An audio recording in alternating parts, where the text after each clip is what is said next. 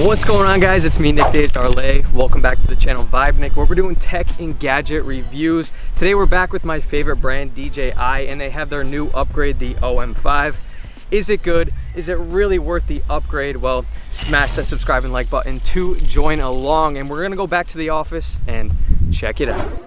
All right, let's get started. So it's not surprising that the packaging looks nice, especially from the outside, but it gets even better as we open it up. So as we open it up, you got your gimbal itself, which is the Athens gray. It's the OG color, and it's pretty much the only color they've had these past few years, but they finally, with the OM5, came out with a new one, which is sunset white. It sold out immediately. I couldn't get my hands on it, so we got the Athens gray today. But if you see that it's available, I'm not going to tell you what to do, but I would jump on it. Now, coming over to the phone clamp 2, it is new and improved from the OM4, and we will jump into that in just a second. You got your phone cable, you have your storage pouch, and a quick start guide to, get you going on this adventure. One more thing that I thought was included was the OM Fill-Lite phone clamp that, is going for $60 separately. I was upset that it wasn't in the box, but of course they got to make you pay more. Now, this pretty much just helps with your selfies, your photos, your vlogging adventure, or if you're just in a dark space, it brightens up the light and makes your quality that much better. Anyways, the gimbal has upgraded from the past few gimbals, and there's a lot of features that sets it apart from the others. So let's check it out. It's 30% smaller than the OM4, 290 grams, which means it's 25% lighter than the OM4, but it still holds the heavier phones with ease. Just because this is smaller and lighter, don't think that the newer iPhones or the newer Androids can't hold up. It still does a phenomenal job. It fits fantastically into the palm of my hand. It has a nice curvature with that little indent on the inside of the handle and just forms very nicely. Yes, the OM4 did fit very nicely as well and felt very comfortable, but because the OM5 is lighter, it didn't cause any pain to my arm over a long period of time. So if I had to choose which one was more comfortable, it's the OM5. Now, a big improvement is the phone clamp, if you remember from the OM4, and before that the phone clamp was too small and it could not go over phone cases. This time they extended it even further so it could go over, and this saves a lot of time. Before, I had to take my phone case off, then put the clamp on, then throw it onto the stabilizer and start recording. If you need to get something quick, now you can just throw it over your phone case, throw it onto the gimbal, and now hit record. So it saves a little bit of time. And when done, fold it up, and its fold-up design makes it as small as possible to be able to fit in tighter spaces like small backpack pouches.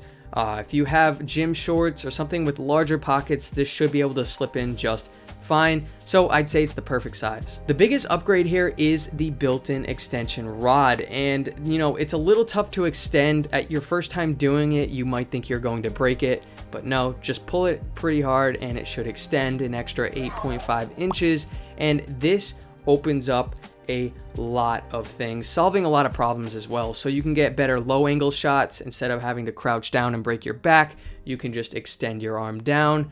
You can get higher angle shots for in the branches, the trees, and just get a different point of view. And selfies, we know how selfie sticks work. You can get more in the frame. So if you and your friends want to be in it, you want to get the mount in and everything else in it, you're good to go. And if you watched my Smooth X review a while back from the beginning of the year, this actually did have the extension rod that let me get a lot of cool shots. And all this time I've been waiting for DJI to add it, and today's the day, so I'm really hyped. Two more big ones are the Active Track 4.0 and your shot guides. If you don't know what active tracking is, it pretty much just attaches to your subject and follows it wherever it goes. If you're too close or too far away, it may lose focus on the target, but for the most part, it does an amazing job.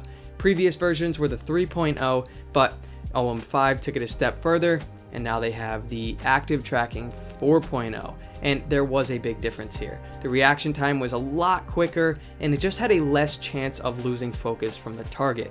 So definitely excited for this one. Now, the second addition to your OM5 was the shot guides, and you may mistake it for story mode, but there is a difference.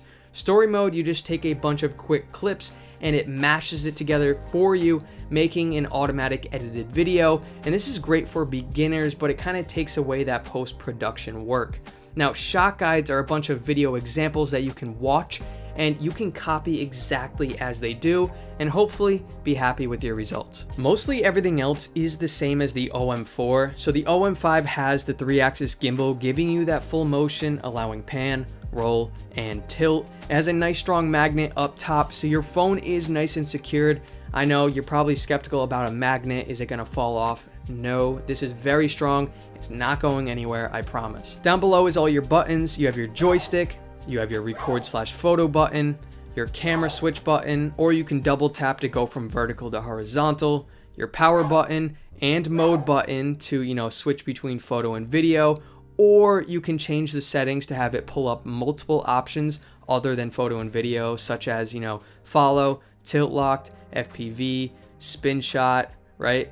Spin shot always ends up being cool no matter how you do it, especially going up or down a tree. Then below that is your zoom button. It goes pretty far, but the farther you zoom, the worse the quality gets. You got to remember it is a phone, so it's not the best quality. If you're vlogging, yeah, you might be zooming in and out here and there, but if you go all the way in, it just doesn't look good. In the back is your trigger button to, lock the gimbal, recenter, or you can activate active tracking quickly, and then there's a couple more. Lastly, you have your USB-C port for charging. Now, when this is fully charged, you get approximately 6.4 hours of playtime.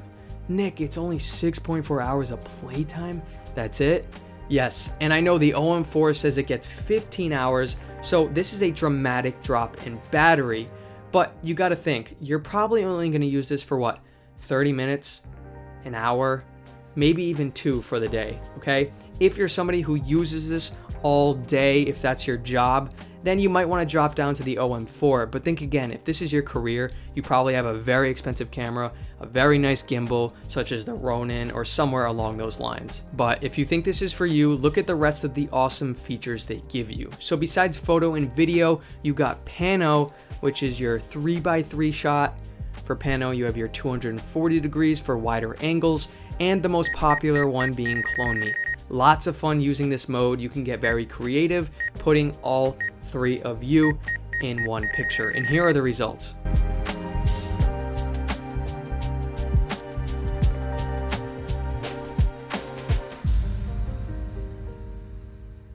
Then to quickly name the rest on the list, you have your slow motion to make the video nice and smooth and tell the story how you want. You have your time lapse, letting you choose the duration, the interval of each shot, and mode you want it at. So for example, if you want to go from left to right, right to left, and so on, you have that choice. Then you got hyperlapse to speed up the video. So for example, if you want to watch the clouds going by or the sun going down, you can watch it go in a much quicker way. Then lastly is Dynazoom, same as OM4, keeps the subject in one place and the background either sucks in or pulls away. This is super cool. You can use it on your social media. If you're making a film, you can throw it in there. Just get creative and use it how you want. So yeah, there's a hell of a lot more you can do on the OM5, especially in the Mimo app. You just gotta take action and learn as you go.